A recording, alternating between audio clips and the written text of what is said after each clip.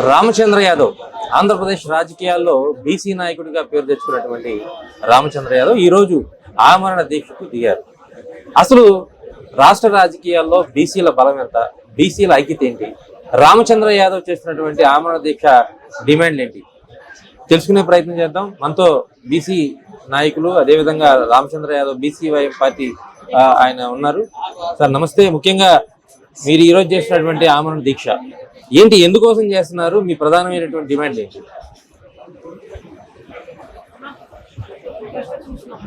మహాత్మా జ్యోతిరావు పూలే గారి జయంతి సందర్భంగా ఈరోజు బీసీ ధర్మ దీక్ష పేరుతో మంగళగిరి పూలే మండల్ భవన్ ఎదురుగా నిరవధిక నిరాహార దీక్షకు పూనుకున్నాను. దీనికి కారణము, దీనికి బాధ్యత ముఖ్యమంత్రి చంద్రబాబు నాయుడు గారిది. ఎందుకంటే ఎన్నికలకు ముందు తెలుగుదేశం పార్టీ కావచ్చు, ముఖ్యమంత్రి చంద్రబాబు నాయుడు గారు కావచ్చు, మరీ ముఖ్యంగా వాళ్ళ పుత్రరత్నం నారా లోకేష్ బాబు ఈ రాష్ట్ర ప్రజలకు ఇచ్చిన హామీల్లో ప్రధానంగా బీసీలకు ఇచ్చిన హామీలు నెరవేర్చమని చెప్పి అడుగుతుంటే గత 2 సంవత్సరాల నుండి ఈ రాష్ట్రాన్ని దోపిడీ చేయాలనే శ్రద్ధ, దోపిడీ చేయడంలో ఉన్న శ్రద్ధ 1% బీసీల కోసం కేటాయించింటే ఈరోజు ఇలా రోడ్ల మీదకి వచ్చి దీక్షలో, ధర్నాలో, పోరాటాలు చేసే అవసరం వచ్చిండేది కాదు. మేము ఈరోజు అడుగుతున్న 5 ప్రధాన డిమాండ్లు కూడా తెలుగుదేశం పార్టీ, ముఖ్యమంత్రి చంద్రబాబు నాయుడు గారు, నారా లోకేష్ బాబు ఇచ్చిన హామీలే తప్ప ఇవి కొత్తగా మేము తీసుకొచ్చిన డిమాండ్లు కాదు. ఇవన్నీ కూడా న్యాయపరమైనవి, ఇవన్నీ కూడా బీసీలకు ఇచ్చిన హామీలని తెలిసినప్పటికీ కూడా గతంలో గత 50-60 సంవత్సరాల నుండి Congress party, Telugu Desam party, Y S R Congress party ఏ విధంగా అయితే బీసీలను వంచి మోసం చేశారో అదే ప్రక్రియ ఈ రోజు కొనసాగుతోంది. కాబట్టి ఇక్కడ ఎక్కడో ఒక చోట తిరుగుబాటు మొదలవ్వాలి, బీసీలకు న్యాయం జరగాలనే ఆలోచనతో ఈరోజు బీసీ ధర్మదీక్ష పేరుతో 5 డిమాండ్లను నెరవేర్చేంత వరకు కొనసాగించడానికి నిర్ణయించుకొని ఈ రోజు ఇక్కడ కూర్చోవడం జరిగింది. సార్ మీరు 5 ప్రధానమైనటువంటి డిమాండ్లు అని చెప్తున్నారు. దాంట్లో ఒక 1000 ఎకరాల స్థలం కూడా, ఏదో పొలం కూడా అడుగుతున్నారు. ఏంటి అమరావతిలో తీసుకొని ఏం చేస్తారు? రామచంద్ర యాదవ్కి అవసరం అదేమన్నా? అమరావతిలో బీసీలకు కనీసం 1000 ఎకరాలు కేటాయించాలి అనేది ఇది నాకు కేటాయించమనో లేదా నా పార్టీకి కేటాయించమనో నేను అడగడం లేదు. అమరావతి రాజధాని అంటే కేవలం అది ముఖ్యమంత్రి చంద్రబాబు నాయుడు గారితో లేదంటే వాళ్ళ పుత్రరత్నం నారా లోకేష్ నాయుడు గారి కోటరీకి సంబంధించిన అంశం కాదు. అమరావతి రాజధాని ఈ రాష్ట్రంలో ఉన్న అన్ని సామాజిక వర్గాలకు చెందినది. అమరావతి రాజధానిలో సామాజిక న్యాయం జరగాలి. ప్రతి ఒక్కరికి రాజధానిలో హక్కు కావాలంటే రాజధాని నిర్మాణానికి సంబంధించి ప్రభుత్వ భవనాల నిర్మాణం తర్వాత ప్రభుత్వ అవసరాలు కాకుండా మిగిలిన ప్రైవేటు కంపెనీలకు, ప్రైవేటు వ్యక్తులకు ఎలాంటి షరతులతో, ఎలాంటి పద్ధతులతో భూముల కేటాయింపు చేస్తున్నారో అదే విధంగా సామాజిక న్యాయాన్ని అనుసరించి బీసీలకు కూడా 50% పైగా ఉన్న బీసీలకు 50% పైగా భూముల కేటాయింపు జరగాలి. అందులో మొట్టమొదటిసారిగా తక్షణ అవసరాల కోసము కనీసము 1000 ఎకరాలు కేటాయించమని చెప్పి అడుగుతున్నాం.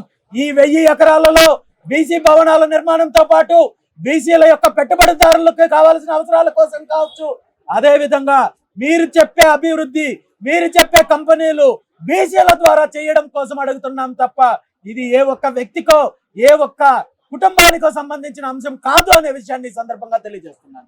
సహజంగా రాజకీయాల్లో సీట్ల కోసం లేదంటే ఓట్ల కోసం ఈ రిజర్వేషన్లు అన్నీ వస్తుంది. మీరు ఇప్పుడు కొత్తగా స్థలాల గురించి కూడా, స్థలం కూడా మాకు రిజర్వేషన్ కావాలంటున్నారు. 1000 ఎకరాలు కావాలి ముందు ఇమీడియట్గా అంటున్నారు. అంటే ఆ స్థాయిలో పెట్టుబడులు పెట్టేటువంటి బీసీ నాయకులు కానీ, బీసీలు కానీ ఆ స్థాయికి ఎదిగారంటారు ఆర్థికంగా? 100% ఆంధ్రప్రదేశ్ రాష్ట్రంలో గత 70 సంవత్సరాల నుండి బీసీలను అణచివేసే కార్యక్రమం జరుగుతున్నప్పటికీ కూడా బీసీలు వ్యాపార రంగంలో కావచ్చు, అదేవిధంగా పారిశ్రామిక రంగంలో కావచ్చు, అభివృద్ధి, సొంతంగా అభివృద్ధి చెందిన వాళ్ళు ఉన్నారు. ఇందులో ప్రభుత్వ తోడ్పాటు లేకపోయినప్పటికీ కూడా ఇప్పటి వరకు బీసీలకు భూ కేటాయింపుల్లో కానీ లేదంటే పారిశ్రామిక రంగంలో కానీ ఎటువంటి ప్రాధాన్యత ఇవ్వలేదు. కాబట్టి ఈరోజు భవిష్యత్తులో జరగబోయే అభివృద్ధిలో ఏదైతే అమరావతి రాజధాని అభివృద్ధిలో బీసీల యొక్క పాత్ర ఉండాలి, బీసీలకు మీరు భూములు కేటాయిస్తే మీరు మిగిలిన వర్గాలకు, మిగిలిన కంపెనీలకు, వ్యక్తులకు ఎలాంటి కేటాయింపులు చేస్తున్నారు? ఏ ధర అయితే నిర్ణయించారో ఆ ధరను చెల్లించడానికి నేను సిద్ధంగా ఉన్నాను.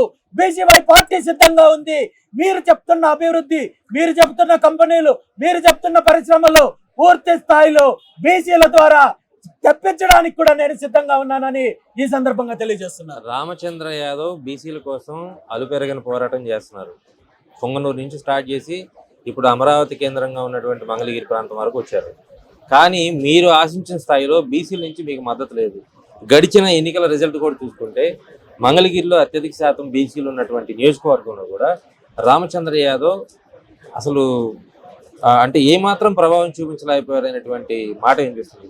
దానికి మీరేం సమాధానం చెప్తారు? బీసీ వాదం వేరు, బీసీల మద్దతు వేరు, ఎన్నికల ఫలితాలు వేరు. గత 24లో జరిగిన ఎన్నికల గురించి ఈ రాష్ట్ర ప్రజలందరికీ తెలుసు ఏ విధంగా జరిగాయి అనేది. ఆనాడు అధికారంలో ఉన్న ఎవరైతే జగన్మోహన్ రెడ్డి గారి ప్రభుత్వం మళ్ళీ కొనసాగితే ఈ రాష్ట్రంలో ఏ వర్గము బ్రతకలేదు అనే ఒక భయంతో ఆనాడు ఏకపక్షంగా కూటమికి మద్దతు ఇచ్చారు. కానీ ఇక్కడ బీసీ వాదము కానీ లేదంటే ప్రత్యామ్నాయ పార్టీ గురించి కానీ ఆనాడు ప్రజలు ఆలోచించే పరిస్థితి లేదు. కానీ ఈరోజు ఈ రాష్ట్ర ప్రజలు బీసీలు కావచ్చు, అదేవిధంగా కాపులు కావచ్చు, దళితులు కావచ్చు, మిగిలిన వర్గాలందరూ కూడా ఈ రాష్ట్రంలో ప్రత్యామ్నాయ రాజకీయ పార్టీ రావాల్సిన అవసరాన్ని గుర్తించారు. ఖచ్చితంగా దానికి మద్దతు ఇస్తున్నారు. గత 2.5 సంవత్సరం నుండి బీసీవై పార్టీ చేస్తున్న పోరాటానికి అన్ని వర్గాల ప్రజలు మద్దతు ఇస్తున్నారు. ఇదే మద్దతుతో, ఇదే పంతాతో ప్రత్యామ్నాయ రాజకీయంని, అదేవిధంగా ప్రత్యామ్నాయ రాజకీయ పార్టీగా బీసీవై పార్టీని అన్ని వర్గాలకు చేరువ చేసి భవిష్యత్తులో ఈ రెండు పార్టీల యొక్క దోపిడీకి, వీళ్ళ యొక్క అరాచకాలకు అంతం పలికి ఒక సరికొత్త ప్రజా ప్రభుత్వాన్ని తీసుకొచ్చేంత వరకు బీసీవై పార్టీ పోరాటం కొనసాగుతుందని చెప్పి సందర్భంగా తెలియదు. రామచంద్ర యాదవ్ ఇప్పుడు ప్రస్తుతానికి అయితే రెండు పార్టీలకి బుద్ధి చెప్పాలని చెప్తున్నారు. కానీ బ్యాక్ ఎండ్ లో వైసీపీని సమర్థిస్తూ వైసీపీకి మద్దతు పలుకుతూనే కూటమి పార్టీల మీద దాడి చేస్తున్నారు. అందుకే మంగళగిరి ప్రాంతంలో ఈ ఆమరణ దీక్ష పెట్టారు అని అనుకుంటున్నటువంటి కూటమి పార్టీ నేతలకు మీరేం చెప్తారు?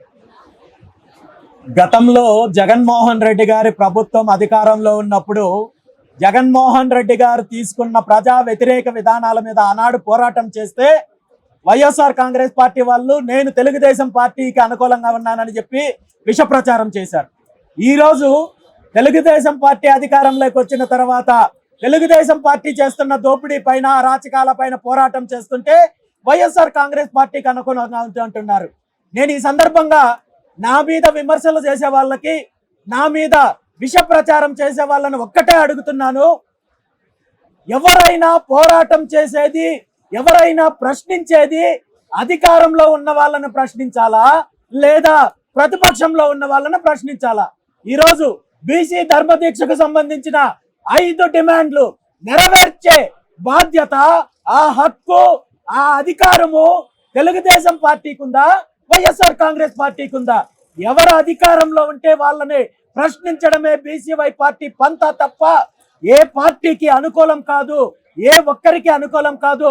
గతంలో జగన్మోహన్ రెడ్డి గారి ప్రభుత్వ హయాంలో తెలుగుదేశం పార్టీ కంటే కూడా ఎక్కువగా పోరాటం చేసింది బీసీవై పార్టీ. ఎక్కువగా ఇబ్బందులను, దాడులను, అక్రమ కేసులను ఎదుర్కొన్నది బీసీవై పార్టీ. ఆ విషయం నేను చెప్పడం కాదు, సాక్షాత్తు ముఖ్యమంత్రి గారు ఏకంగా అసెంబ్లీలో నా పైనున్న అక్రమ కేసుల గురించి మాట్లాడారు. మరి ఈ రోజు అదే తప్పులు మీరు కొనసాగిస్తున్నారు కాబట్టి మీ మీద పోరాటం చేస్తున్నాను తప్ప ఇక్కడ ఏ పార్టీకి అనుకూలం కాదు. అదే విధంగా 24 ఎన్నికలు జరిగిన తర్వాత ఈ రాష్ట్ర ప్రజలు జగన్మోహన్ రెడ్డి గారిని శాశ్వతంగా వెలివేసినప్పటికీ కూడా తెలుగుదేశం పార్టీ, ఆ పార్టీ కార్యకర్తలు, ఆ పార్టీ సోషల్ మీడియా పూర్తిగా చచ్చిపోయిన పాముని బ్రతికించడానికి ప్రయత్నం చేసినట్టు జగన్మోహన్ రెడ్డి గారిని మైలేజ్ తీసుకొచ్చే విధంగా ప్రచారం కల్పిస్తున్నారు తప్ప జగన్మోహన్ రెడ్డి గారిని ఈ రాష్ట్ర ప్రజలు ఎప్పుడో మర్చిపోయారనే విషయాన్ని ఈ సందర్భంగా తెలియజేస్తూ అధికారంలో ఉన్న ఎవరైనా బీసీవై పార్టీ ప్రశ్నిస్తుందని చెప్పి తెలియజేస్తున్నారు. ముఖ్యంగా ఈ రాష్ట్రంలో ఏంటంటే రెండు ప్రధానమైనటువంటి పార్టీలు రాజధాని గురించి తీవ్రంగా ఘర్షణ పడుతున్నటువంటి పరిస్థితి. ఒకళ్ళేమో అమరావతి ఆల్రెడీ ఎస్టాబ్లిష్డ్ అవుతూ ఉంది, ఇప్పుడు కొత్తగా మావిగన్ అనేటువంటి ఒక పేరు కూడా వస్తుంది. మీరు ఒక రాజకీయ పార్టీకి సంబంధించినటువంటి అధ్యక్షుడు, రాష్ట్రంలో ఒక బాధ్యత కలిగినటువంటి పౌరుడిగా మీరు అసలు ఏంటి ఇది దేన్ని సమర్థిస్తారు? అమరావతి అనుకుంటారా, మావిగన్ అనుకుంటారా? ఆంధ్రప్రదేశ్ రాష్ట్ర రాజధాని 100% అమరావతి ఉండాలి. ఇది ప్రజల ఆకాంక్ష. పార్టీలు లేదంటే వాళ్ళ వ్యక్తిగత లబ్ధి కోసమో లేదంటే భూ దోపిడీ కోసమో ఒక్కొక్కరు ఒక్కొక్క రకంగా కుట్రలు చేస్తే ఖచ్చితంగా ప్రజలు బుద్ధి చెప్తారో అందులో ఏమాత్రం అనుమానం లేదు. బీసీవై పార్టీ 100% అమరావతికి మద్దతు ఇస్తుంది. కానీ అమరావతి అంటే కేవలం వీరి కుటుంబానికో లేదంటే నారా లోకేష్ సొంత ప్రాపర్టీనో కాదు. అమరావతి రాజధానిలో సామాజిక న్యాయం జరగాలి. ప్రతి ఒక్కరికి వారికి ఉన్న సమాన హక్కులు కల్పించాలి. భూ కేటాయింపుల అంశంలో పూర్తిగా బీసీలకు కావచ్చు, అదే విధంగా మిగిలిన సామాజిక వర్గాలందరికీ కూడా న్యాయం చేయాలి. అంతే తప్ప మాకు ఇష్టం వచ్చినట్టు మాకు కావాల్సిన వాళ్ళకి 1000 ఎకరాలు కట్టబెడతామంటే చూస్తూ ఊరుకునే ప్రసక్తే లేదని ఈ సందర్భంగా తెలియజేస్తాను. సార్, మొత్తం టార్గెట్ మొత్తం లోకేషేనా? మీకు లోకేష్ కాన్సెన్సీలోనే ఉన్నారు, లోకేష్ నే ప్రస్తావిస్తున్నారు, లోకేష్ న్యాయం చేయాలంటున్నారు. సీఎం గా చంద్రబాబు చేయాలా, లోకేష్ చేయాలా? మీ టార్గెట్ ఏంటి అసలు? ఈరోజు అధికారాన్ని అడ్డం పెట్టుకొని ఒక షాడో సీఎం లాగా ప్రవర్తిస్తున్నది నారా లోకేష్ గారు. నిజంగా ముఖ్యమంత్రి చంద్రబాబు నాయుడు గారే అధికారం ఉంటే చంద్రబాబు నాయుడు గారినే ప్రశ్నిస్తాను. కానీ వ్యవస్థలన్నింటినీ కూడా, అన్ని మంత్రిత్వ శాఖలన్నింటినీ కూడా తన గుప్పెట్లో పెట్టుకొని, హోంశాఖ కానీ, రెవెన్యూ శాఖ కానీ, మిగిలిన శాఖలన్నింటినీ కూడా తన గుప్పెట్లో పెట్టుకొని భూ కేటాయింపులకు తనకు సంబంధం లేకపోయినప్పటికీ కూడా ఇది నా ఇష్టము, నా సొంత ఆస్తి అన్నట్టు నారా లోకేష్ గారు ప్రజాస్వామ్యానికి వ్యతిరేకంగా, రాజ్యాంగానికి వ్యతిరేకంగా అధికార ఏదైతే దుర్వినియోగానికి పాల్పడుతున్నారు. కాబట్టి నారా లోకేష్ గారిని ప్రశ్నిస్తున్నాను.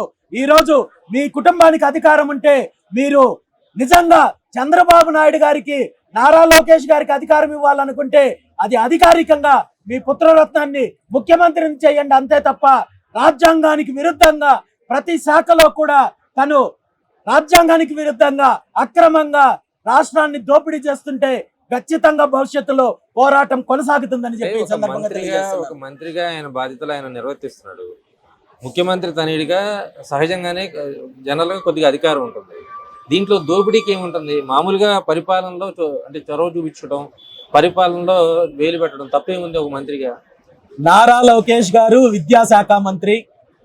విద్యాశాఖ మంత్రిగా ఒక విద్యాశాఖ మీద తప్ప విద్యాశాఖలో జరుగుతున్న అవకతవకలు, విద్యార్థులు పడుతున్న ఇబ్బందులు, డిఎస్సి అభ్యర్థులు పడుతున్న ఇబ్బందులు, విద్యార్థులకు సంబంధించి, ఉద్యోగస్తులకు సంబంధించి, యువతకు సంబంధించి నారా లోకేష్ గారు తన పాదయాత్రలో ఇచ్చిన హామీలకు సంబంధించిన అంశాలు తప్ప మిగిలిన అన్ని శాఖల్లో వేలు పెట్టడానికి ముఖ్యమంత్రి కొడుకైనంత మాత్రాన అతనికి ఏమాత్రం అధికారం లేదు.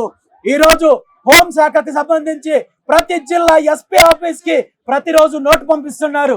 అదే విధంగా న్యాయ శాఖలో ఇన్వాల్వ్ అవుతున్నారు, భూ కేటాయింపుల్లో ఇన్వాల్వ్ అవుతున్నారు, పారిశ్రామిక విధానాల్లో ఇన్వాల్వ్ అవుతున్నారు. వేటికి ముఖ్యమంత్రి కొడుకైనంత మాత్రాన నారా లోకేష్ గారికి అధికారం లేదు. అలా అధికారం చెలాయించాలని చూస్తే మీరు ఖచ్చితంగా భవిష్యత్తులో ఇబ్బందులు ఎదుర్కోవాల్సి వస్తుందని చెప్పి సందర్భంగా తెలియజేస్తారు. మీరు రాజకీయంగా మీ వ్యూహం ఏంటి? అంటే మీకేమన్నా మీ పూర్వీకులు రాజకీయాల్లో ఉన్నారా? అసలు ఎందుకు రాజకీయాల్లోకి వచ్చి బీసీ నినాదం ఎందుకు తీసుకున్నారు? ఈరోజు నా గురించి రాష్ట్ర ప్రజలందరికీ తెలుసు. నాకు ఎటువంటి బ్యాక్గ్రౌండ్, రాజకీయ బ్యాక్గ్రౌండ్ కానీ లేదంటే సినిమా బ్యాక్గ్రౌండ్ కానీ అలాంటిది ఏది లేదు. ఒక కామన్ మ్యాన్ గా ఈ రాష్ట్రంలో జరుగుతున్న రాజకీయ దోపిడీ, కుటుంబాల దోపిడీని ఎక్కడో ఒక చోట అరికట్టాలంటే, ఎక్కడో ఒక చోట తిరుగుబాటు మొదలవ్వాలి, ఉద్యమం మొదలవ్వాలి. ఆ ఉద్యమమే బీసీవై పార్టీ. ఈరోజు రాష్ట్రంలో ఉన్న సగానికి పైగా ఉన్న జనాభా ఎవరైతే బీసీలు ఉన్నారో, బీసీలకు ప్రముఖంగా అన్యాయం జరుగుతోంది. కాబట్టి బీసీలకు మద్దతుగా, బీసీలకు అండగా నిలబడాలనే ఆలోచనతోటి ఈరోజు పోరాటం చేస్తున్నాము. బీసీవై పార్టీ కేవలం బీసీలకు మాత్రమే కాదు, ఈ రాష్ట్రంలో ఉన్న దళితుల కోసం కావచ్చు, ఈ రెండు పార్టీల వల్ల, ముఖ్యంగా ఈ రెండు కుటుంబాల వల్ల అన్యాయానికి గురవుతున్న అన్ని వర్గాల యొక్క మద్దతు కూడగట్టుకొని అన్ని వర్గాలకు మద్దతు ఇచ్చి, అదేవిధంగా అన్ని వర్గాలకు అండగా నిలబడే పార్టీ బీసీవై పార్టీ. ఖచ్చితంగా అన్ని వర్గాలను ఏకం చేసి భవిష్యత్తులో అధికారం దిశగా బీసీవై పార్టీ కొనసాగుతుందని చెప్పి తెలియజేస్తున్నారు. చెప్తున్న దాంట్లో నేను కామన్ మ్యాన్ గా స్టార్ట్ చేశాను రాజకీయ పార్టీ అని. అసలు మామూలుగా వ్యాపారం చేసుకునేటువంటి ఒక రామచంద్ర యాదవ్ కోట్ల రూపాయలతో రాజకీయం చేస్తున్నారు. ఎక్కడికి వెళ్ళినా డబ్బులు నీళ్ళ ఖర్చు పెడతారంటారు. ఏంటి సార్ ఆ సీక్రెట్ ఏంటి? డబ్బులన్నీ ఎక్కడి నుంచి వచ్చినాయి? ఈరోజు ఒక కామన్ మ్యాన్ గా ఉన్న వాళ్ళు రాజకీయాల్లో రాణించకూడదు, లేదంటే వ్యాపారాల్లో రాణించకూడదు అనుకుంటే అందులో మొట్టమొదటిసారిగా మీరు ముఖ్యమంత్రి చంద్రబాబు నాయుడు గారిని ప్రశ్నించాలి. 2 ఎకరాల భూమి ఉన్న ముఖ్యమంత్రి చంద్రబాబు నాయుడు కుటుంబం ఈరోజు వ్యాపారంలో ఇన్ని లక్షల కోట్ల వ్యాపార సామ్రాజ్యాన్ని ఎలా విస్తరించారు? అదే విధంగా వైఎస్ జగన్మోహన్ రెడ్డి గారి కుటుంబము ఒక మైనింగ్ కంపెనీలో గుమస్తాగా పనిచేసిన వాళ్ళ తాత ఈరోజు ఈ రాష్ట్రంలో కాటు మొత్తం ప్రపంచ దేశాల్లో ఎలాంటి వ్యాపార సామ్రాజ్యాన్ని విస్తరించారనేది జగన్మోహన్ రెడ్డి గారిని ప్రశ్నించాలి. అంతే తప్ప ఈరోజు న్యాయపరంగా ఈరోజు ఎటువంటి దాపరికాలు లేకుండా ప్రజాస్వామ్యబద్ధంగా ఉంటున్న నన్ను ప్రశ్నించడం భావ్యం కాదని ఈ సందర్భంగా తెలియజేస్తుంది. ఇంకొక లాస్ట్ ప్రశ్న, మీరు ప్రతిదీ చంద్రబాబునే ప్రశ్నించాలని చెప్తున్నారు, కానీ మీకు బీజేపీలో చాలా అవినాభావ సంబంధాలు ఉన్నాయి, జాతీయ స్థాయిలో పరిచయాలు ఉన్నాయి. మీకు బీసీలకు సంబంధించినటువంటి అంశం, బీసీలకు జరగాల్సినటువంటి అంశాలన్నీ కూడా న్యాయ పోరాటం కేంద్ర దృష్టికి తీసుకెళ్లొచ్చు కదా. మీ కేంద్రంతో సత్సంబంధాలు ఉన్నాయి కదా. ఆంధ్రప్రదేశ్ రాష్ట్రానికి సంబంధించి ముఖ్యంగా నేను పోరాడుతున్న అంశాలకు సంబంధించి వీటిని పరిష్కరించాల్సిన బాధ్యత రాష్ట్ర ప్రభుత్వానిది, వీటి పరిష్కరించే అధికారం రాష్ట్ర ప్రభుత్వానిది. కాబట్టి అంటే లేదు, రాష్ట్ర ప్రభుత్వం మీద పోరాటం చేస్తున్నారు. దేశవ్యాప్తంగా కూడా మీకు బీసీలతో పరిచయాలు ఉన్నాయి.